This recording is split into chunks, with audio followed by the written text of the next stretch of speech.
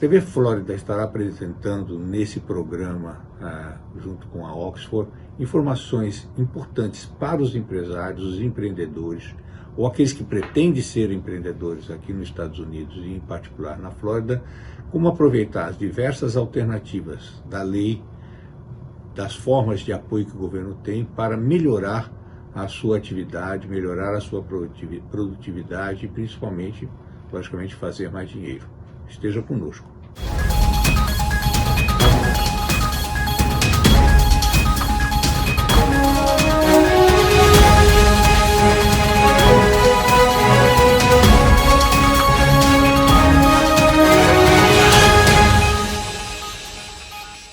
Vamos analisar nesse programa a importância que tem para os Estados Unidos em decorrência do falecimento da juíza, Ruth Ginsburg, com relação à futura eleição presidencial e que perspectivas nós temos no seu processo de substituição. Primeiramente, nós temos que conceituar um pouco o que é a Suprema Corte Americana. Ao contrário do Supremo Tribunal Federal Brasileiro, a Suprema Corte Americana tem sempre se pautado por ser uma corte constitucional. Ela, embora tenha seu viés político, ela não atende às vontades da primeira instância, no sentido de submeter ao Supremo a qualquer divergência que ele tenha, e normalmente a Suprema Corte Americana tem se pautado por não fazer com que até o passado seja incerto, como acontece muitas vezes no nosso querido Brasil. A Suprema Corte é a única área da justiça brasileira que é parte da Constituição americana. Todo o resto, todas as áreas da justiça são criadas, desenvolvidas e indicadas por um processo próprio decidido pelo Congresso americano. A Suprema Corte não, ela sempre foi uma parte da Constituição americana. No seu início, a Suprema Corte contava com 6 membros, a partir de um certo tempo ela foi aumentando, chegou a 10 membros, e desde o ano 1863, se eu não estou equivocado, a Suprema Corte passou a ter 9 membros. Cabe ao Congresso americano a indicação do número de juízes da Suprema Corte, e talvez por essa razão que os democratas estão dizendo que se por acaso o presidente Trump conseguir nomear mais um juiz da Suprema Corte ainda durante o seu mandato, eles vão procurar uma forma de aumentar o número de juízes na Suprema Corte de maneira a poderem modificar o quadro que passará a ser bastante conservador se o presidente Trump conseguir indicar uma das pessoas que ele tem em mente para esse processo sucessório. Ainda ficando no processo sucessório com relação ao falecimento da juíza Ruth, nós temos várias pessoas que estão nomeadas pelo presidente, ele inclusive nominou cerca de 20 pessoas que ele poderia indicar para a Suprema Corte. Hoje, eu diria que praticamente 2 juristas estão candidatas a essa função, tendo em vista que ele já definiu que será uma mulher, o que é muito bom, e segundo que será uma pessoa conservadora. Nós temos 2 pessoas bem fortemente indicadas para o cargo. Bárbara Lagoa, que é uma cubano-americana aqui do estado da Flórida e que, embora conservadora, leva consigo todo o estigma de ser uma mulher latina. Isso provavelmente poderá ter sua influência na decisão dos senadores. A outra candidata, Ama Barrett, ela é uma católica empedernida, ela tem assim um passado muito pautado pelas linhas conservadoras católicas, inclusive com relação ao aborto, e é uma das fortes candidatas, até o presidente está se reunindo com ela nessa semana para sentir um pouco mais a posição dela.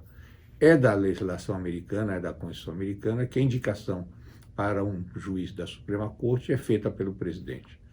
E caberá ao Trump, se ele o quiser, e se ele conseguir, indicar a próxima pessoa para substituir a doutora Ruth na função. E aí vem toda uma polêmica, porque no último ano do governo Obama, como havia uma vaga na Suprema Corte aberta nesse período, como não havia uma unidade entre o presidente da República e o Senado, eram de partidos diferentes, foi um consenso que a próxima indicação coubesse ao presidente seguinte, porque ele não conseguiria, como não conseguiu mesmo tentando, indicar um membro para a Suprema Corte. Nesse ano, como nós temos o presidente da República e o Senado do mesmo partido, haverá, logicamente, a tentativa do presidente Trump em indicar um juiz conservador. Quais serão as consequências disso? É um desequilíbrio nas posições dentro da Suprema Corte. Nós teremos 3 juízes indicados pelo Trump, dos conservadores, que com mais os que estavam lá formarão 6 juízes conservadores. Na verdade, 5 juízes conservadores, porque o presidente tem se mantido numa posição bastante equilibrada e neutra. Mas os liberais terão apenas 3 juízes. Então, numa posição de 5-3, haverá, claro, uma mudança no comportamento da corte, que até agora tem se mantido relativamente equilibrada, porque o Roberts tem sempre procurado exercer a sua função de presidente de uma forma equânime e equilibrada. Cabe dizer também que o presidente da Suprema Corte, assim como todos os membros, quando indicados, eles têm permanência perene lá, eles só saem em caso de morte, ou se ele for afastado pelo Congresso, ou finalmente se houver uma desistência dele de continuar na função. A própria Ruth sempre disse que não gostaria de sair de lá, mesmo por morte, enquanto o presidente Trump fosse eleito, porque ela queria manter essa cadeira livre para ser indicada uma pessoa da posição liberal. Isso como influencia a eleição americana? Influencia de várias maneiras. A primeira delas é o fato que mudou completamente o processo da discussão política, que estava muito fortemente enraizada na discussão sobre a forma pela qual foi o coronavírus atacado nos Estados Unidos, e agora o presidente Trump se beneficia de uma mudança dos ares políticos, porque o tema será, nas próximas semanas, sempre a indicação dele e eventual eleição do futuro membro do Congresso.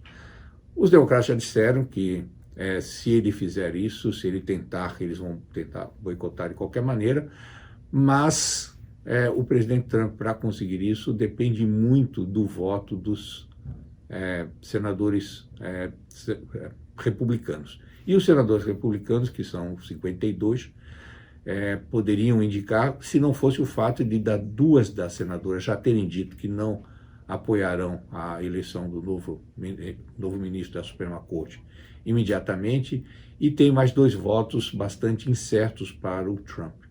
Em havendo empate, vamos supor que acabasse 48-48, ainda assim o voto de Minerva é do vice-presidente da República. Então é muito provável que o Trump consiga indicar o próximo ministro da Suprema Corte ainda durante seu mandato. Caberá aos democratas, tendo o próximo presidente da República sido eleito pelo partido, se o Biden for o presidente, é muito provável que o Congresso americano decida pelo aumento da quantidade de cadeiras na Suprema Corte, de tal maneira que o novo presidente possa indicar pessoas suficientes para tornar a Suprema Corte um órgão mais afinado com os princípios liberais.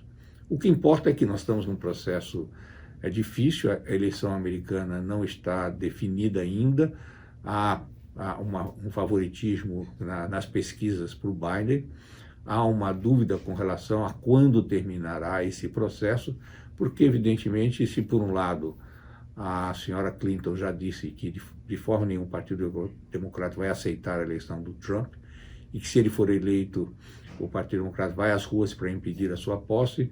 Por outro lado, o presidente Trump disse que vai exigir que o colégio eleitoral seja revisto e que cada voto seja devidamente apurado, particularmente em função dos votos por correspondência, que deverão causar uma polêmica enorme.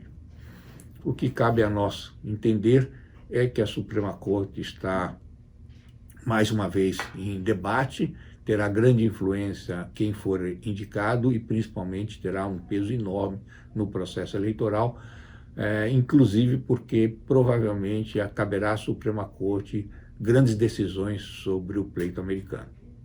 Muito obrigado pela audiência.